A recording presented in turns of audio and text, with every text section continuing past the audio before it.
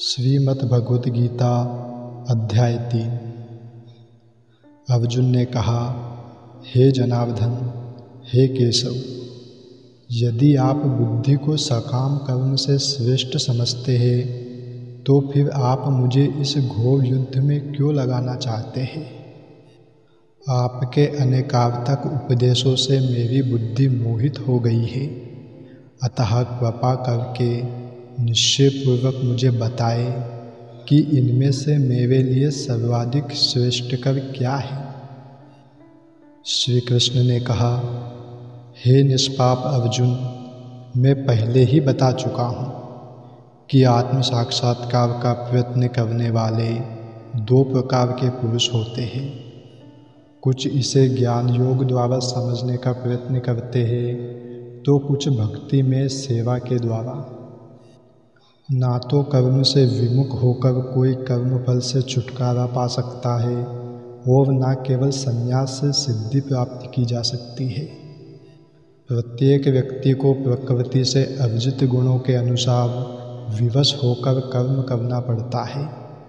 अतः कोई भी एक क्षण भर के लिए भी बिना कर्म किए नहीं रह सकता।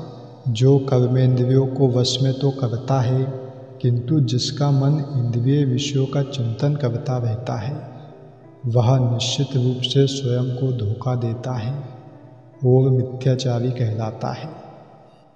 दूसरी ओर यदि कोई निष्ठावान व्यक्ति अपने मन के द्वारा कर्मेंद्रियों को वश में करने का प्रयत्न करता है और बिना किसी आसक्ति के कर्मयोग प्रारंभ करता है, तो वह अति उत्कृष्ट है।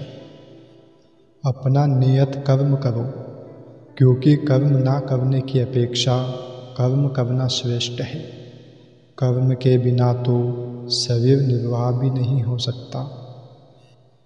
परमात्मा के लिए यज्ञ रूप में कर्म करना चाहिए, अन्यथा कर्म के द्वारा इस भौतिक जगत में बंधन उत्पन्न होता है। अतः हे कुंती पुत्र, उनकी प्रसन्नता के लिए अपने नियत कर्म करो, इस तरह तुम बंधन से सदा मुक्त रहोगे। सृष्टि के प्रारंभ में समस्त प्राणियों के स्वामी प्रजापति ने विष्णु के लिए यज्ञ सहित मनुष्यों तथा देवताओं के संततियों को रचा और उनसे कहा, तुम इस यज्ञ से सुखी रहो, क्योंकि इसके करने से तुम्हें सुखपूर्वक रहने तथा मुक्ति प्राप्त करने के लिए समस्त वांछित वस्तुएं प्राप्त हो सकेगी। यज्ञों के द्वारा प्रसन्न होकर देवता तुम्हें भी प्रसन्न करेंगे और इस तरह मनुष्य तथा देवताओं के मध्य सहयोग से सभी को संपन्नता प्राप्त होगी। जीवन की विभिन्न आवश्यकताओं की पूर्ति करने वाले विभिन्न देवता यज्ञ संपन्न होने पर प्रसन्न होकर तुम्हारी सारी आवश्यकताओं की पूर्ति करेंगे, किंतु जो इन उपहारों को देवताओं को अर्पित किए बिना भोगता है, वह निश्चित रूप से चोर है। भगवान के भक्त सभी प्रकार के पापों से मुक्त हो जाते हैं, क्योंकि वे यज्ञ में अर्पित किए भोजन को ही खाते हैं। अन्य लोग जो अपने इंद्रिय सुख के लिए भोजन बनाते हैं, वे निश्चित रूप से पाप खाते हैं। सारे प्राणी अन्न पर आश्रित हैं, जो वर्षा से उत्पन्न होता है। वर्षा यज्ञ संपन्न करने से होती है और यज्ञ नियत कर्मों से उत्पन्न होता है। वेदों में नियमित कर्मों का विधान है और ये वेद साक्षात परब्रह्म से प्रकट हुए हैं। फलतः सर्वव्यापी ब्रह्म यज्ञ कर्मों में सदा स्थित रहता है। हे प्रिय अर्जुन, जो मानव जीवन में इस प्रकार वेदों द्वारा स्थापित यज्ञ चक्र का पालन नहीं करता, वह निश्चित ही पाप में जीवन व्यतीत करता है। ऐसा व्यक्ति केवल इंद्रियों की तुष्टि के लिए व्यर्थ ही जीवित रहता है। किंतु जो व्यक्ति आत्मा में ही आनंद लेता है तथा जिसका जीवन आत्म साक्षात्कार युक्त है और जो अपने में ही पूर्णतया संतुष्ट रहता है, उसके लिए कुछ करणीय नहीं होता। स्वरूप सिद्ध व्यक्ति के लिए ना तो अपने नियत कर्मों को करने की आवश्यकता रह जाती है, ना ऐसा कर्म ना करने का कोई कारण ही रहता है।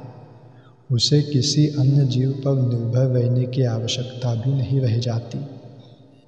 अतः कर्म फल में आसक्त हुए बिना मनुष्य को अपना कर्तव्य समझकर निरंतर कर्म करते रहना चाहिए, क्योंकि अनासक्त होकर कर्म करने से उसे परब्रह्म की प्राप्ति होती है।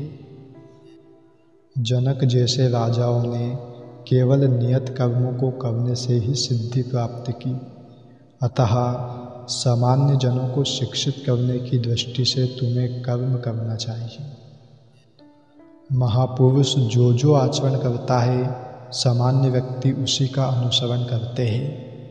वह अपने अनुसरणीय कार्यों से जो आदर्श प्रस्तुत करता है, संपूर्ण विश्व उसका अनुसरण करता है। हे अर्जुन, तीनों लोकों में मेरे लिए कोई भी कर्म नियत नहीं है। ना मुझे किसी वस्तु का अभाव है और ना आवश्यकता ही है, तो भी मैं नियत कर्म करने में तत्पर रहता हूँ। क्योंकि यदि मैं नियत कर्मों को सावधानीपूर्वक ना करूँ तो हे पार्थ, यह निश्चित है कि सारे मनुष्य मेरे पथ का ही अनुगमन करेंगे। यदि मैं नियत कर्म ना करूं तो ये सारे लोग नष्ट हो जाए, तब मैं अवांछित जन समुदाय को उत्पन्न करने का कारण हो जाऊंगा और इस तरह संपूर्ण प्राणियों की शांति का विनाशक बनूंगा। जिस प्रकार अज्ञानी जन फल की आसक्ति से कार्य करते हैं, उसी तरह विद्वान जनों को चाहिए कि वे लोगों को उचित पथ पर ले जाने के लिए अनासक्त रहकर कार्य करें। विद्वान व्यक्ति को चाहिए कि वह सकाम कर्मों में आसक्त अज्ञानी पुरुषों को कर्म करने से रोके नहीं, ताकि उनके मन विचलित ना हो, अपितु भक्तिभाव से कर्म करते हुए वह उन्हें सभी प्रकार के कार्यों में लगाए। जीवात्मा अहंकार के प्रभाव से मोहग्रस्त होकर अपने आप को समस्त कर्मों का कर्ता मान बैठता है, जबकि वास्तव में वे प्रकृति के तीनों गुणों द्वारा संपन्न किए जाते हैं।